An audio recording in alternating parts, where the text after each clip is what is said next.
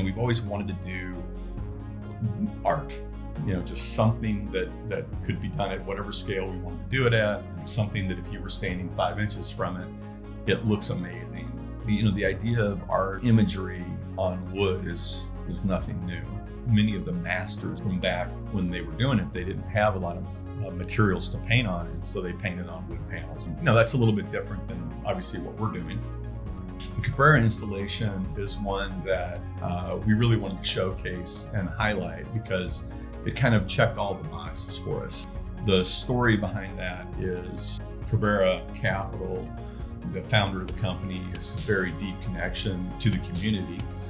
And in their office build out that they had 3 conference rooms. They had named the conference rooms after some local areas in the community, and this in Chicago. And so one was Humboldt Park, the other one was Little Village, and then Pilsen.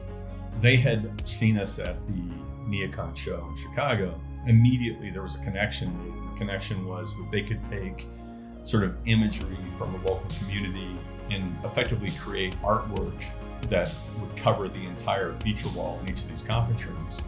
And that's what we set out to do. And so they worked with our designer, and they worked on the graphics and the artwork that would go onto it. And then we worked to graft those images onto, the wood material. But there's definitely something about, this localization of the artwork, the human scale of the wood material, the way that they look and feel in the conference room. So when you're walking by, you can see these, and it just has a different meaning, a deeper meaning, I would say, than just the local wall, or even just doing the graphics, doing the artwork and putting it on the wood.